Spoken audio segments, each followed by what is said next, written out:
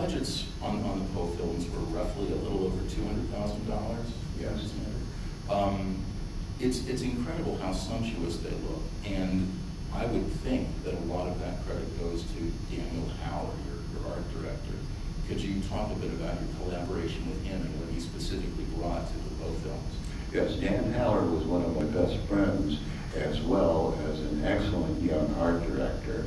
Our problem was, of course, that we always had very limited budgets. Each studio has what they call a scene doc, which are the flats from previous pictures, which are stored.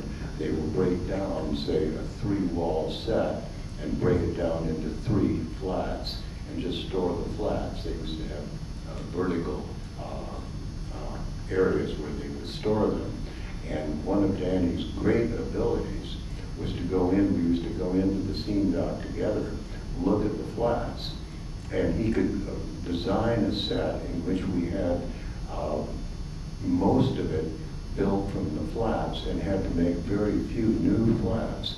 So we were able to get a much bigger look in each film than what one would normally have if you didn't have a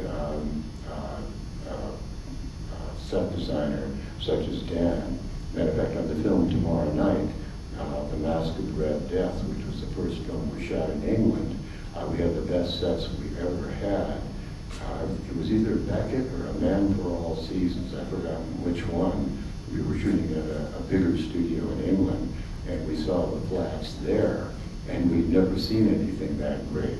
And Dan took those flats and completely redesigned everything so that the sets were original with him, but he was working with more elaborate flats and more of them. And for that reason, I think Mask of the Red Death visually is probably the most striking of our films.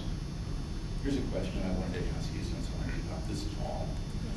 At the end of a number of the Poe films, you see a fiery outbreak and you see a ceiling collapse, and it all looks more documentarian than something that you actually shot for the film. So where did this footage come from? What was it of? A combination of a number of things.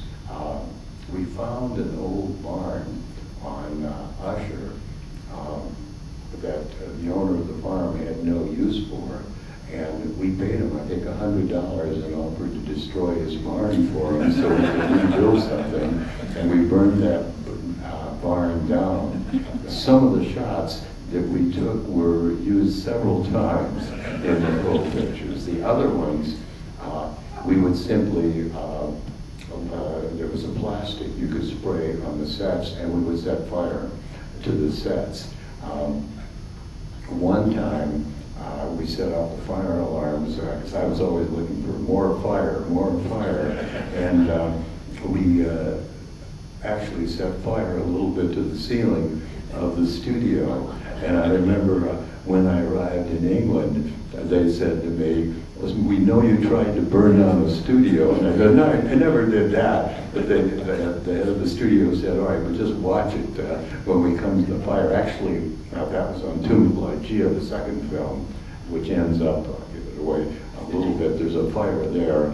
And the fire was not as big in Tomb of Lygia, which I think was one of our better films, precisely because my reputation had preceded me to England, and they prevented me from having the fire of the intensity and size that I'd had in the United States.